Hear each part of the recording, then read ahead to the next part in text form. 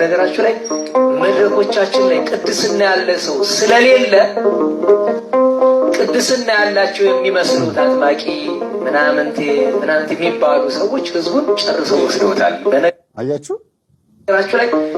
አያችሁ ከካህናትና ከዲያቆናት መካከል ቅድስና ያለው ሰው ስለሌለ አለና ህዝቡን ጨርሰው ወሰዱት አለ። ማን የሚያጠምቁት ሐሰተኛ አጥማቂዎች ብሎ ዝብርቁ መንፈስ መጣ ማለት ነው። አብሾ መጣ። ለምን እኔ አብሾ ለምን አልኩት፣ ለምን ዝብርቅ አልኩት የሚለውን እናንተ ትረዳላችሁ፣ ይገባችኋል ብዬ አስባለሁ። ግን በደንብ አስተውላችሁ አዳምጡ ቤተሰቦቼ። ዲያቆን ዮርዳኖስ አስታኮ መንቀፍ ስለፈለገ ከምን አነሳው ሲጀምር ለቤተ ክርስቲያን ችግር ለጥፋት ተጠያቂ እኛ ነን አለ። ጥፋት ብሎ ያለው ግን መፈወስ ማጥመቅን፣ ህዝቦችን አጋንንትን አስወጥቶ ህዝቦችን ነፃ ማድረግን እኮ ለጥፋት የቆጠረው። ቤተ ክርስቲያን ውስጥ ያሉትን ደብተራዎች እነዛ ቆሻሻ የሆነ የቤተ ክርስቲያንን ንጹህ የሆነውን አካሄድ ቆሻሻ የሆነ አሰራራቸውን የጋረደውን እነሱን አይደለም። ንጹህ የሆነ የቤተ ክርስቲያንን አሰራር ኩላዊት የሆነችዋን አህት የሆነችዋን ቅድስት ቤተ ክርስቲያንን እንደዚህ በዘር እንድንከፋፈል ያደረጉትን በየአብነት ትምህርት ቤት ውስጥ ያለውን ያን ቆሻሻ የሆነውን አሰራር ግን አንድ ቀን ሲነቅፍ አይተነው አናውቅም። አንድ ቀን የሚባሉት በዚህ እንደሆነ እንኳን አይናገርም። ሁልጊዜ ፌመስ የሆኑትን በሚዲያ ዝነኛ የሆኑትን አሁን በሱ ቤት እነ መምህር ግርማን የሚያጠምቁት እና አባ ዮሐንስን ሌሎችን የሚያጠምቁትን አባቶች ሚዲያ ፌመስ ስላደረጋቸው እንደምን እንደታዩን የሚያስበው እንደ ቅዱስ ማጥመቅ፣ መፈወስን፣ አጋንንት ማስወጣትን፣ ሰውን ማዳን፣ አይነ ስውር ማብራትን ከቅድስናና ከንጽህና ህይወት ጋር የሚያገናኘው እንጂ ከአገልግሎት ጋር ያገናኘው ብዬ የምነግራችሁ ሁልጊዜ ይሄን ነው። እንደ ስብከት አሁን እሱ እየሰበከ ነው አይደል? ፂሙን አንዠርጎ ዲያቆን ነው አይደል? ካህን ቄስ አባ አሳልሙኝ ሲባል አይታችሁ ታውቃላችሁ? ለምን ዲያቆን ሆኖ ስንት ዓመት ዲያቆን ዮርዳኖስ ተባለ? ክህነቱ የት አለ? አሁን መንኩሷል የሚል ጽሑፍ አይቻለሁ። እውነት መንኩሷል? ከመነኮሰ ጥሩ ነው። ብዙ ጊዜ ዲያቆን ሆኖ ያፈረሱ ከሆኑ ሲመነኩሱ ክህነት ይሰጣቸዋል፣ መስቀል ይሰጣቸዋል ተብሎ ስለሚታመን ምናልባት በዛ በኩል ሄዶ ሊሆን ይችላል፣ አይታወቅም፣ አላቅም። ከሆነ ከመነኮሰ ነው። እና እኔ በጣም አዝናለሁ። በጣም ማዝነው ለመሰላችሁ መምህርነት ሰባኪነትን ማዋረድ እኮ ነው። ይሄ የሚያጠምቁትን አባቶች መሳደብ ማለት ሰባኪነትን እኮ ራሳቸውን እኮ እያዋረዱ ነው። ምንድነው ልዩነቱ? ማስተማርና ማጥመቅ ወይም ማስተማርና መፈወስ ሁለቱም ጸጋ ነው። አንዱ የእግዚአብሔር መንፈስ ይላል ቆሮንቶስ 11 ላይ አንደኛ ቆሮንቶስ ላይ አንዱ የእግዚአብሔር መንፈስ ከአንዱ መንፈስ ተቀበላችሁ። ማጥመቁንም መፈወሱንም አጋንንት ማስወጣቱንም ታምራት ማድረጉንም አጋንንት መለየቱንም መጸለዩንም መምከሩንም ከአንዱ መንፈስ ተቀበላችሁት። እሱ ጸጋ ነው ይላል። እግዚአብሔር ይሰጣል ይላል። ሰጠ ነው የሚለው አይደል? ትልቅና ትንሽ አጎ ሰጠ ይላል አላለም። እኩል ሰጠ ነው የሚለው። አንዱ መንፈስ ነው። የሚሰብከው ላይም ሆኖ የሚለውጥ እግዚአብሔር ነው። የሚያጠምቀውንም ጨሌ የሚያስጥለውንም ላይ ሆኖ የሚያጠምቀው እግዚአብሔር ነው። የሚያጠምቁትን አባቶች ቀረብ ብሎ ችግሩ ምን እንደሆነ ሶሉሽን ፈጥሮ እስቲ ይሄ ነገር እንደዚህ ቢሆን ይሄ ከቤተ ክርስቲያን አንጻር ያስነቅፋል፣ አባቴ እንዲህ ቢያደርጉ ብሎ ቀርቦ አንድ ቀን ሳያናገሩ በሚዲያ ብቻ መሳደብ የአብሾ ውጤት ነው የሚለው። ይሄ ዲያቆን ዮርዳኖስ ይሄን የሚናገረው በአብሾ ነው፣ በራሱ መንፈስ አይደለም ብዬ አስባለሁ። ለምን ብትሉ የቤተ ክርስቲያን ችግር አለ አለ። ችግሩ ምንድነው አለ? የሚያጠምቁ አባቶች ወዴት ወሰዷቸው? ወደ በናፍቃን አዳራሽ እዛው ቤተክርስቲያን ውስጥ ሆኖ እኮ ነው ያሉት። እየቆረቡም ያሉት እያስቀደሱም ያሉት እየተጠመቁም ያሉት ቅዱስ ቤተክርስቲያን ቤተ ክህነት በምታውቀው ሲኖዶሱ በሚያውቀው ቤተክርስቲያን ውስጥ ከሆነ ነው እኮ እያጠመቁ ያሉት። ልብ ካለው መጥቶ ተወግዛችኋል አይደል?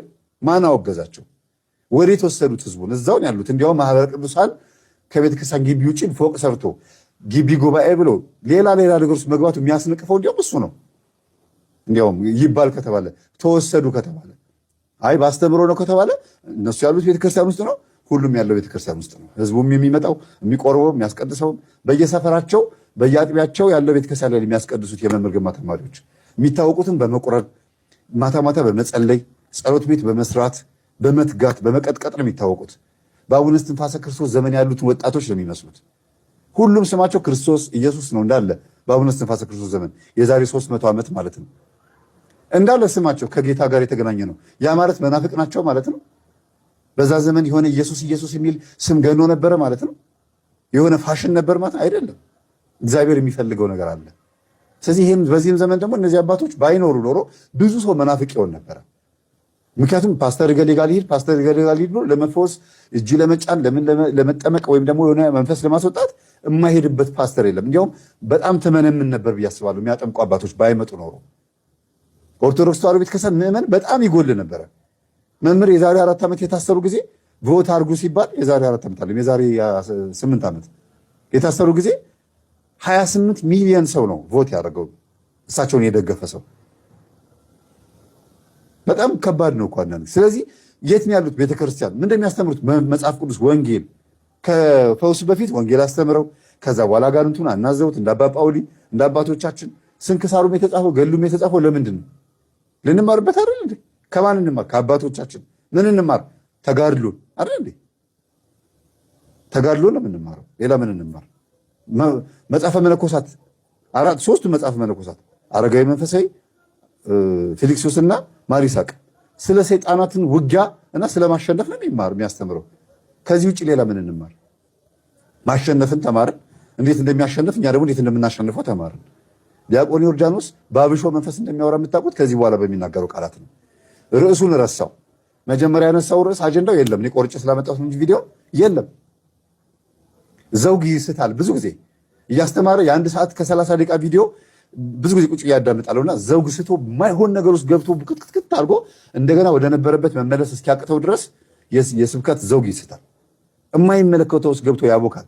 ጺም ባንጀረገ ወይም ደግሞ ግዕዝ በተናገረ ወይም እንደዚህ አባገሌ ሊቃውንት ገሌ መሪጌታ ገሌ አባገሌ በሚባል የበቁ አባቶችን በማወቅ ይመስለዋል። እንትን ዶግማን በማጥበቅ ነገሮችን ክርር በማድረግ ይመስለዋል። ክርስትና አይደለም። ባጋንንት ለተወጋውና ለተጨቆነው በማዘን ነው። ታች ላለው በማዘን ነው። ለተመታው በማዘን ነው። በአዳም ልኮ ውስጥ ሆነው ለተጨማለቁት ሰዎች በማዘን ነው የሚጀመረው ክርስትና እንጂ ታምራት ይላሉ ሁሉም ሰባኪዎች። መምህር ግርማ ታምራት አድርገው አያውቁም። ፈውስ ነው የሚሰጡት። ታምራት ሌላ ጉዳይ ነው። ታምራት ከስንት አንዴ መነኮሳት አባቶች፣ እነዚህ መናንያን አባቶች ኢየሱስ ጌታ እንደሆነ አላውያን ነገስታት ሲነሱባቸው ለጣዖት ዕጣን ሰው ሲባሉ አይ ብለው ሞት ማስነሳት፣ አይን ማብራት ከስንት አንዴ እነሱ ጋር ጸጋ እንዳለ ለማሳየት የሚጠቀሙት ነው ታምራት። ይሄ እኮ የዕለት ዕለት አገልግሎታቸው እኮ እነዚህ ሰዎች ቤተክርስቲያን ግቢ ውስጥ ተውት፣ ጸበል ቦታ ግቢ ውስጥ አጋንንቱ ሁልጊዜ ይጮሃል። እሱ ታምራት ነው። ይህ እኮ የእነ መምህር ግርማ አገልግሎት እሱ ነው። ሻል አድርገውት በሚዲያ ጉባኤ አለ፣ ኑ ተጠመቁ፣ ኑ ፈውስ አገልግሎት አለ ስለተባለ ነው ሁሉ የሚናደዱት። ታዲያ ምን ይባል? አጋንንት ያለበት ሰው በሙሉ መጥቶ አንድ ቦታ እንዲሰበሰብና አጋንንት እንዴት እንደሚያጠቃ ማስተማራቸው ችግር አለው? ከትናንትና ወዲያ ያስተማርኩት ትምህርት ላይ ሴቶች ቅዱሳን ስሟን አሁን ለጊዜው ያችን ሰማት ረስቻታለሁና ቅዱሳን ምንድን ያለቻቸው? አጋንንት እንዴት እንደሚያጠቃችሁ እንዴት እንደሚያሰቃያችሁ ልንገራችሁ ብላ ቁጭ አጋ ነው የገዳሟ በምኔት የነገረቻቸው። ያቺ ቅድስት ሴት ኢዮጵራቅሲያ መሰለችኝ አይደለም? አዎ ቅድስት ኢዮጵራቅሲያ። እና በጣም በሚገርም መልኩ ቅዱሳን ስንክሳሩ ስትገቡ ሰይጣን በብዛት ሴት እንዴት አድርጎ ሰዎች እንዴት አድርጎ እንደሚያጠቃ ነው የሚያሳየው። ሞር በብዛት የቅዱሳን ተጋድሎ ከአጋንንት ጋር ነው። እነዚህ አባቶችስ አጋንንት ያለበት ሰው ይመጣል፣ ይጮሃሉ። የሚመጡት ሊቆርቡ አይደለም። እነዚህ አባቶች ጋር የሚመጡት የህንፃ ለማሰራት አይደለም፣ ሊፈወሱ ሊድኑ ነው የሚመጡት። ስለዚህ አንድ አይነት ሀሳብ ያላቸው ሰዎች አንድ ጉባኤ ላይ ይገናኛሉ። ለዚህ ነው አብዛኛው ሰው የሚጮኸው። የተለየ ነገር የለውም። መምህር ምረታብ ጉባኤ ካለው ሲጠራ ለወንጌል ነው የሚጠራው። ህዝቡን ኑ እጄ ልጫንባችሁ አይልም። ስለዚህ ለወንጌል የመጣ ሰው ሲሰበሰብ ወንጌል ሰምቶ ዘምሮ ይለያያል፣ አንድ ሀሳብ ስላላቸው። ፈውስስ ፈውስ ሲሆንስ አንድ ሀሳብ ያላቸው ናቸው። በቤታቸው የሰገዱ የጾሙ የጸለዩ የቀጠቀጡ ሰዎች ናቸው የሚመጡት፣ ድጋሚ የሚመጡት። ስለዚህ ዲያቆን ዮርዳኖስ በአብሾ መንፈስ እንደሚያወራ ምልክቱ ዘውጉን ስቶ የማይሆን ነገር ውስጥ ይገባል። ከዛ ወደ አጥማቂዎቹ ሄዱና ጥልቅ ብሎ ሌላ ነገር ውስጥ ይገባል። የጀመረው እኮ አጥፊዎቹ ያጠፋ ነው እኛ አገልጋዮች ነን እኛንን ያጠፋ ነው እያለ ነው። ግን አጥፊው እኛንን ሲል የመሰለኝን የመጀመሪያ ስሰማ እውነት ነው ይሄ ልጅ የሚያወራው ነገር። ቤተክርስቲያን ውስጥ ብዙ ጥፋት አለ፣ ብዙ ችግር አለ። እነዚህ የሚያጠምቁትን አባቶች ባገዛቸው በዚህ ንግግሩ ብዬ ገና አስቤ ሳልጨርስ ሐሰተኛ አጥማቂያን ህዝቡን የወሰዱት እኛ ሰነፍ ስለሆነ ነው ብሎ ቁጭ አለ። ይሄ የሚያሳየው ምንድን ነው? ፍርደ ገምድልና በግማሽ አይን ማየት ነው። በግማሽ አይን በሙሉ አይን አለማየት። አንድ ስቴዲየም ውስጥ ጓደኛ ማቾች ኳስ ሊያዩ ገቡና አሉ አንደኛው አንድ አይን ያለው አንደኛው አይኑ የለም። ይቅርታ እንግዲህ አንድ አይን ባላቸው ያሾፍኩኝ አይደለም፣ በሁኔታው ነው በገጠመኙ ነው የምናገረውና ኳሱ በገባ ቁጥር ይላል። ከ45 ደቂቃ እረፍት በኋላ ኳስ ተጫዋቾቹ ጎል ተቀያየረው አሁንም ጎል ሲገባ ይላል። ከዛ ጓደኛው ዞር ብሎ ለማን ነው የምትደግፈው? ከ45 ደቂቃ በኋላ እኮ ጎል ተቀያይረዋል። እዚህኛው ላይ ሲገባ ትላለህ ለማን ነው የምትደግፈው አለው ይባላል። ለምን? የሚያየው በአንድ አይኑ ስለሆነ ነው። በዚህኛው አይኑ ብቻ ስለሚያይ ማለት ነው። እና ይሄ ሰውኛ ነው ነገራችሁ። በመንፈሳዊ ህይወትም ስታዩት ሁልጊዜ ይሄ አጠገባችን ስላለው ነገር ብቻ የምናስብ ከሆነ ሩቅ ያሉትን ሰዎች ማዳን አንችልም። ለዚህ ነው ቅዱስ ጴጥሮስን ጌታ ምን አለው?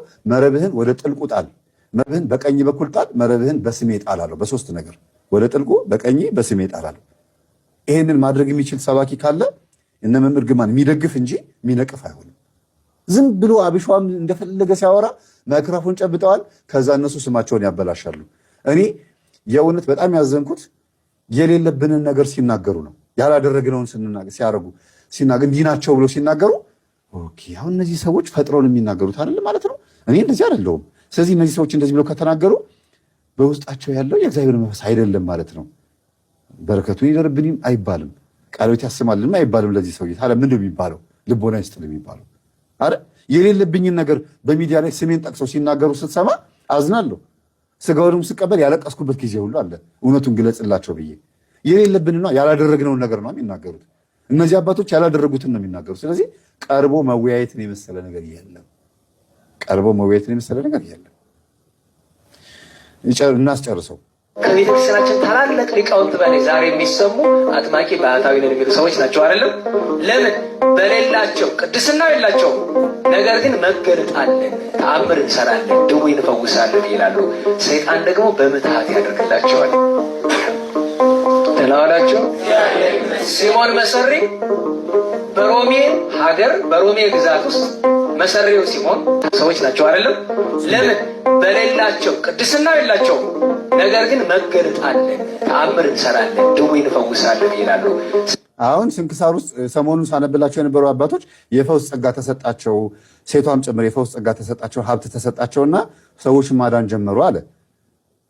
አሁን እነዚህ ሰዎች እኔ አድናለሁ፣ ፈውሳለሁ፣ ኑ እኔ ጸጋ ተሰጥቶኛል ብለው ነው ወይስ ምልክት ታይቶ ነው? አንድ ካህን መስቀል ይዞ ሰዎችን ሲያጠምቅ ወይም ደግሞ የሆነ ነገር ሲጸልይላቸው ጮኸ። ከዛ በኋላ ሌሎችን ሰዎችን ለማዳን ደግሞ ልቡ ተነሳሳዊ እንደዚህ ከሆነ እግዚአብሔር ጸጋዬን አብዛልኝና ሰው ላድን ብሎ ስላለ እኔ አድናለሁ፣ ጸጋ አለኝ፣ እኔ ቅዱስ ነኝ እያለ ነው። እንዴት ነው የሚያስቡት? ግን ይኸውላችሁ የሚያጠምቁትን አባቶች ስለማይወዷቸው ብቻ ሁልጊዜ እንከን ማውጣት፣ ሁልጊዜ ሕጸጽ ማውጣት ነው ስራቸው። የሰባኪያን ብልግናቸው በጭፍን አንድ አቅጣጫ ብቻ ማሰባቸው ነው የሰባኪያን ብልግናቸው። ከዛ ውስጥም አንዱ ዲያቆን ዮርዳኖስ ነው። በጣም የሚገርማቸው ጨዋ ይመስላል፣ ለቤተክርስቲያን የተቆረቆረ ይመስላል። ግን ራሱን በጣም የሆነ ቦታ ላይ አድርሶ ነው ሲያስተምር ስታዩት። የሆነ ቅዱስና ንጹሕ ፍጹም ቅዱሳንን የሚያገኝ የበቁ አባቶችን የሚያገኝ በጣም የተለየ ሰው አድርጎ ነው ራሱን የሚያየው። ይሄ የግርማ ሞገስ መንፈስ የተጠናወታቸው ባያረግም እንኳን የእነሱ መንፈስ ያገኘው የቡዳ መንፈስ ያገኘው ሰው ነው እንጂ ጤነኝነትም አይደለም። ልክ ልኩን ነው። ማንም ሰው ወደኋላ የሚል የለም።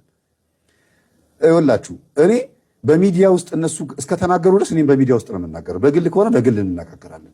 ወጥተው ደፍረው እስከተናገሩ ድረስ በፍጹም እና ራሳቸውን የሚያደርሱበት ቦታ የሚገርም ነው። በቃ ቶፕ ደረጃ የሚያደርሱት ለመለወጥ ለመመከር ዝግጁ አለ። አሁን ዮርዳኖስን አጥፍተሃል እንዲህ ነው ቢባል ይሰማል? እውነት በፍጹም አይሰማም። አለች የሆነች ትንሽዬ ኢጎና ናርሲሲስትነት አለች። ትንሽዬ አለች እያቆጠቆጠች አለች። ነገ በቅላ ምናያት አለች።